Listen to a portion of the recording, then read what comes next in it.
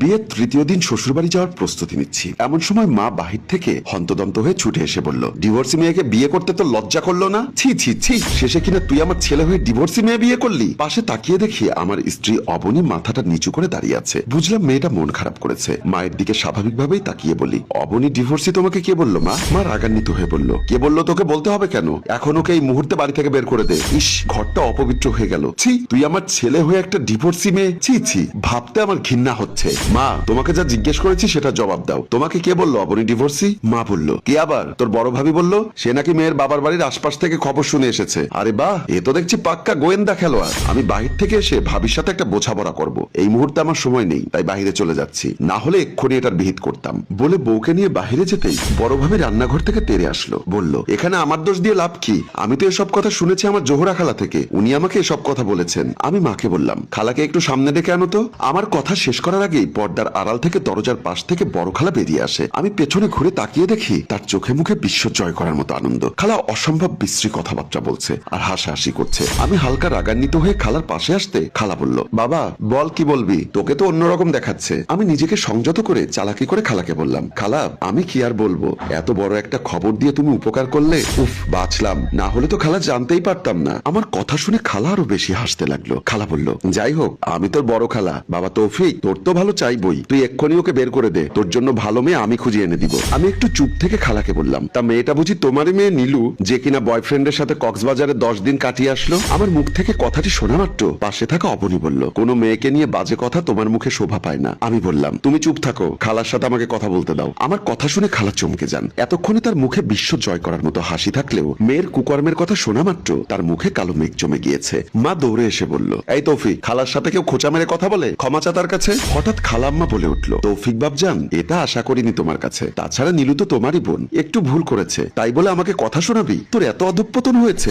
বলেই খালা কান্না করতে করতে পুরো বাড়ি মাথায় তুলে রুমে ঢোকে। বুকে চাপড় মারতে মারতে কান্না করতে লাগলো। ফিলাপ তুলে বলতে লাগলো, আমার বোনের ছেলে আমাকে এত বড় বড় কথা শোনালো। ও আল্লাহ, তুমি আমাকে নিয়ে যাও এই পৃথিবী থেকে, কেউ মাটি দুভাগ করে দাও, আমি ঢুকে যাই। আমি ওই রুমে গিয়ে খালার পাশে বসে চুপি চুপি বললাম, তোমার মেয়ে ভুল করলে ছোট, আর অন্যের মেয়ে ডিভোর্সি হলেই যত সমস্যা। খালা মাথা তুলে চোখ বড় বড় করে আমার দিকে তাকালো। আমিও বলে ফেললাম, তোমার মেয়ে তো নষ্টা, বিয়ে ছাড়াই কক্সবাজার গিয়ে 10 দিন বয়ফ্রেন্ড নিয়ে থেকে এসেছে। আশা করি তুমি জানো মানুষ কক্সবাজার হোটেলে কেন যায়। মা আবার রুমে দৌড়ে আসলো, এবার কিন্তু বেশি বেশি হয়ে যাচ্ছে তৌফিক। আমি বললাম, বেশি বেশির কিচ্ছু হয়নি এখনো, তোমার বোনকে এই মুহূর্তে বাড়ি থেকে চলে যেতে হবে, আর তার জন্য অতিরিক্ত দরদ উতলে পড়লে তুমিও তার বাসায় চলে যেতে পারো। তোমার মতো নিকৃষ্ট মনের মা আমার প্রয়োজন নেই। এই কথা বলে আমি চলে আসলাম। মা মুখে কাপড় দিয়ে কান্না করে বলল, এটা বলতে পারলি তুই? আমি চলে আসাতে খালা বলল, হ হ বলবেই, কুলাঙ্কার ছেলে জন্ম দিয়েছিস, এখন বোন চল আমার বাড়িতে চল, না জানি তোকে এরা দুজন বিষ খাইয়ে মেরে ফেলবে। আমি বারান্দা থেকে হেসে বললাম, সাবাস খালা, নিয়ে যাও। সাথে সাথে মা আর খালা বাসা থেকে বের হয়ে যায়। আমিও অবনীর দিকে তাকিয়ে বলি, তুমি কিছু মনে করো না,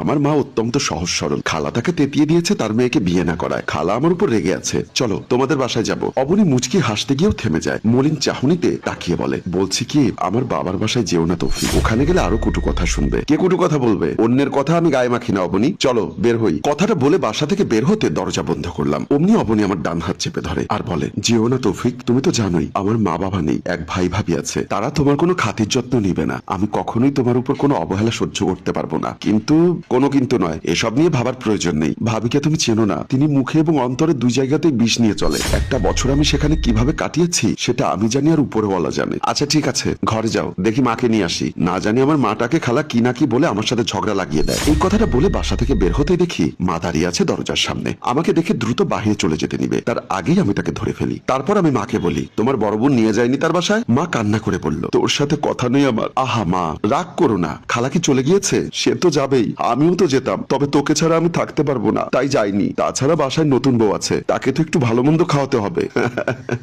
এই হলো মেয়েদের মন, সত্যি বুঝি না আমি। একটু আগে তাড়িয়ে দিতে বললে আর এখন ভালো মন্দ খাওয়াতে চাচ্ছ? তুই চুপ থাক, তোর সাথে আমার কথা নেই। এ কথা বলে বাড়ির ভেতরে ঢুকে গেল। আমি পেছনে পেছনে আসলাম, বললাম, মা শোনো, খালার কথা কানে নিও না, তিনি অন্যের সংসারে আগুন লাগিয়ে মজা পান। আর বললে না মা, কেন আমি অবনীকে বিয়ে করেছি? আসলে ওর স্বামী দুর্ঘটনায় মারা যান আজ 1 বছর হলো। তারপর থেকে ভাই ভাবির সংসারে ছিল। তোমাকে তো আর বোঝাতে হবে না ভাই ভাবির সংসারে থাকার কত জ্বালা। তুমিও কিন্তু একসময় ভাই ভাবির সংসারে ছিলে। মা চোখ দুটো মুছে বলল, সে আমি কি ভুলে গেছি? আমার সবই মনে আছে। তোর বাবার অবর্তমানে তোর মামি আমাকে কত কষ্ট দিয়েছে, তোকে বিনা কারণেই মেরেছে, আমাকে কাজের বুয়া বানিয়ে রেখেছিল। কিন্তু আমার তুই ছিলি বলে আমি দ্রুত মুক্তি পাই। আজও আমি স্বপ্নে ওই দিনগুলো দেখি। তোমার আমার মতো অবনীয় ছিল অমন কষ্টে। পাগলিটার কষ্টের কথা শুনে আমার বান্ধবীর মুখে, আর তখনই মনে পড়েছিল তোমার আমার সেই দিনগুলোর কথা। আমি চাইনি আমার মায়ের মতো আর কেউ সেই কষ্ট পেয়ে থাকুক, তাই তো বিয়ে করে নিয়ে এসেছি। থাক, আর মনে করাস না বাবা, চল ভেতরে চল, পাগলিটাকে একটু বুকে জড়িয়ে নেই। তবে তোর সাথে আমার ভীষণ আদি। এই কথা আগে বললে কি আর তোমার বোনের কথায় পাগলিটাকে এত কিছু বলতাম? থাক থাক, আমাকে আর দোষ দিও না, চলো ভেতরে চলো। কেঁদে হয়তো ফুপিয়ে বালিশ ভেজাচ্ছে। মা ভেতরের রুমে চলে গেল। রাতের বেলা আমি